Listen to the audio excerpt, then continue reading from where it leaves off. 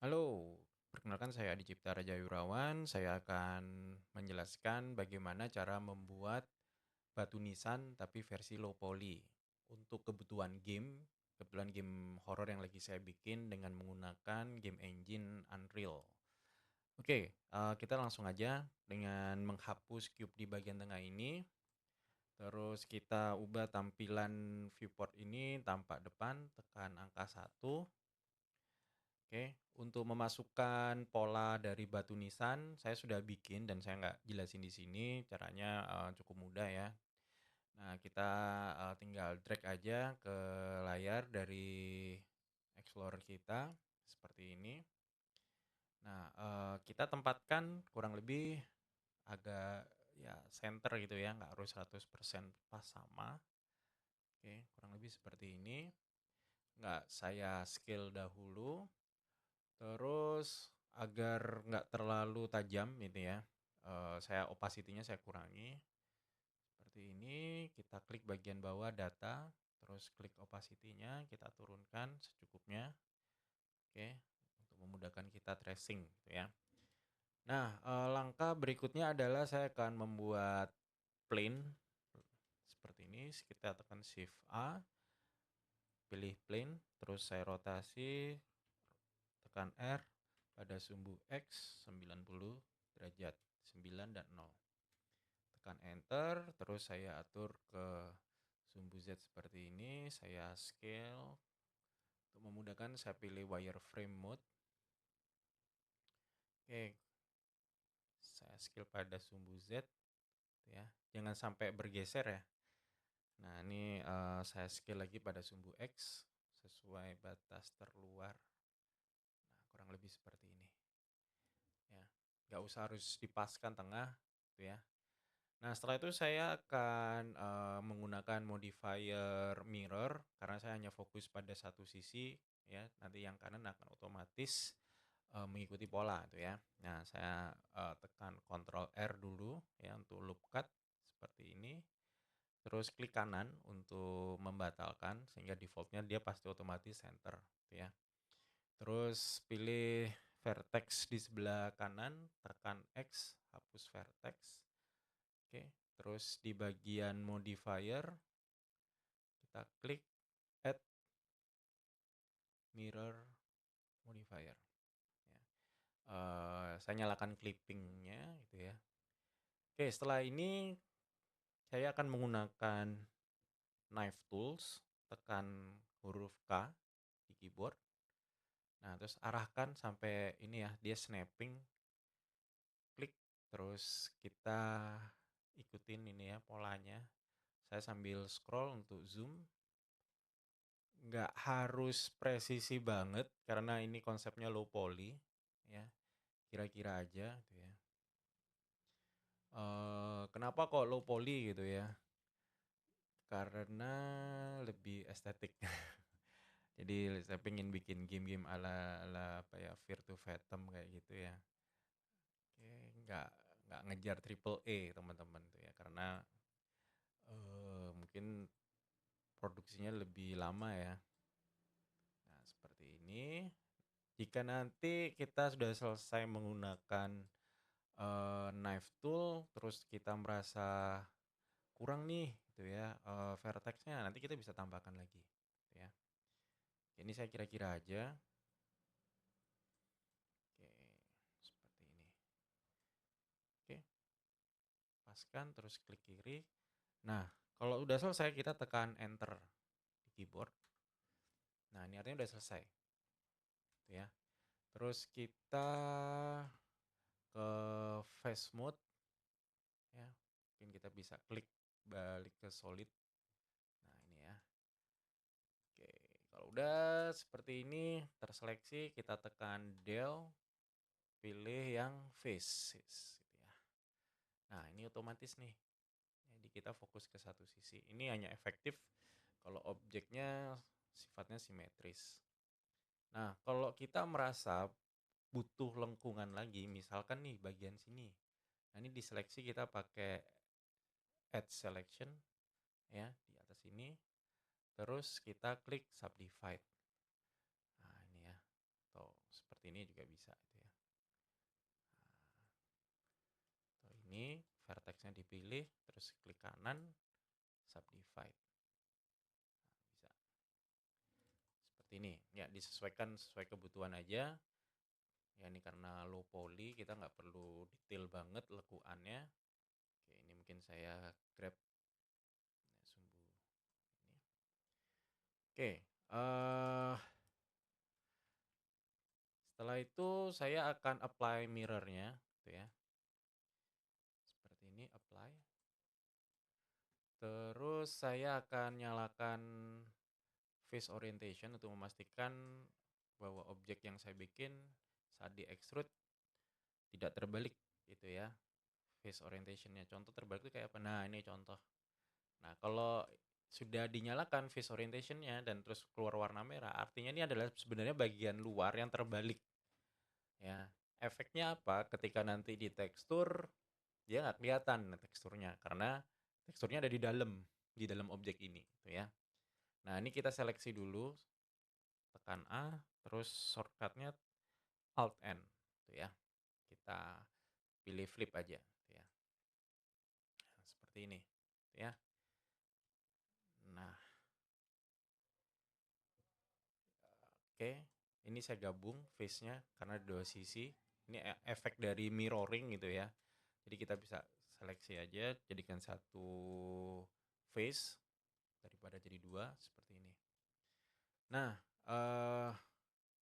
saya akan menambahkan bevel. Bevel itu adalah lekuan di bagian pinggir. Penting di dalam games itu ya, agar siluetnya lebih terlihat gitu ya. Karena nanti ketika ada bevel ya seperti ini, saya ke add selection. Nah, bagian pinggir itu kalau terkena pantulan, kena sinar itu dia akan ada pantulan. Nah, sehingga mudah dikenali itu ya objeknya oleh pemain. Nah, tapi sebelum kita bevel, kita harus lihat gitu ya. Kita tekan N. Nah, saat saya tadi mengatur ukuran plane saat awal banget, nah itu kan saya atur ketinggiannya terus dari sisi sampingnya ya supaya lebih ramping. Nah, skalanya berubah. Efek skala yang nggak sama seperti ini ketika di bevel, bevelnya tuh nggak simetris, nggak lebar bevelnya nggak sama ya karena skalanya berubah. Solusinya adalah kita tekan Ctrl A ya, terus scale. Nah, dia berubah jadi satu. Sehingga ketika kita seperti ini ya, saya pilih face-nya, terus saya tekan Ctrl B untuk bevel. Nah, bevelnya sama gitu ya. Jadi lebarnya sama karena skillnya udah dibetulin. Oke, kurang lebih seperti itu. Oke, nah kalau sudah, kita akan masuk ke tahap berikutnya yaitu tahap memberi tekstur gitu ya. Nah, untuk bisa memberi tekstur kita harus melakukan proses yang namanya UV unwrap gitu ya. UV unwrap seperti ini saya split jadi dua layar. Nah, layar yang sebelah kiri saya klik bagian ujungnya ini, defaultnya tadi di viewport ya, saya ubah ke UV editor. Nah, seperti ini saya zoom. Oke. Nah, bagian depan dan belakang desain ini kebetulan sama. Saya kasih, saya tekan U, saya kasih mark sim gitu ya. Nah, ini ya, jadi ada penandanya. Jadi kalau mark sim itu kayak kain baju itu ya, pola potongnya lah itu ya. Nah, pola potong berikutnya saya taruh di bagian bawah ya. Jadi untuk membelah bagian sisi sampingnya. Ini saya maksim seperti ini. Oke, biar nggak terlalu panjang, atasnya saya rasa cukup lah ya. Nah, untuk bagian depannya karena simetris, saya akan menggunakan pendekatan, Oke, seperti ini. Nah, saya tekan U, unwrap-nya adalah projection from view. Seperti ini. pinggir aja dan kita bisa nanti kita ikuti sesuai gambar nisannya itu ya. Nah, bagian yang tidak terseleksi kita tinggal tekan Ctrl I untuk invert selection. Nah, seperti ini. Terus tekan U untuk unwrap. Saya pilih unwrapnya adalah Smart UV Project. Oke, seperti ini. Saya kasih jarak aja 0,01 unwrap. Oke, ya seperti ini cukup rapi. Saya nanti teman-teman bisa atur sendiri ya, atur ulang. Ini saya supaya lebih cepat. Sebenarnya ini nggak mubazir ya, ada space kosong atau ini tekan untuk memilih bagian sisi ini kita tinggal pakai shortcutnya L daripada diseleksi satu-satu gitu ya. Kayak gini kan satu-satu kelamaan ya. Tekan L aja di atasnya. Nah, ini ya. Misalkan ini. Nah, ini kita mau taruh atas misalkan. Nah, biar nggak mubazir itu ya, biar bisa lebih optimal juga. Nah, boleh tuh ya, nanti bisa diatur lagi. Oke, ini saya bikin kurang lebih seperti inilah ya. Oke, nah setelah itu supaya bisa dipasang material hasil UV-nya, nah kita harus tambahkan material dahulu. Nah, ini kita klik new, kasih nama misalkan ya penamaan kalau di Unreal ini ya, atau mungkin sudah jadi standar penulisan ya untuk penamaan objek material M underscore misalkan design gitu ya. Oke, seperti ini. Kalau sudah, nah ini saya bagi dua lagi layarnya, terus saya pilih shader editor gitu ya. Terus saya tekan N untuk hide node-nya seperti ini. Nah, terus kita gunakan Node Wrangler ya. Buat yang belum tahu, Node Wrangler itu ada di Edit Preferences, dia add-on. Sebenarnya ini add-on cukup lama itu ya, cuman nah ini nanti ketik aja misalkan, karena saya udah aktifin ya Node. Nah ini ya Node Wrangler, aktifin centang ini ya. Harusnya sih udah default ya, nggak usah harus diaktifin, tapi saya nggak tahu ya, mungkin ada pertimbangan lain. Nah, kalau sudah seperti ini meringankan kerjaan yang berulang gitu ya, kalau bikin material banyak. Nah, ini kita pilih dulu. Nah, ini harus diklik aktif gitu ya, Principal BSDF-nya, terus tekan Ctrl T. Nah, ini ya. Nah, dia otomatis daripada kita klik kanan, Shift A, terus search satu persatu gitu ya. Lebih efisien kalau pakai shortcut. Nah, ini terus kita klik open.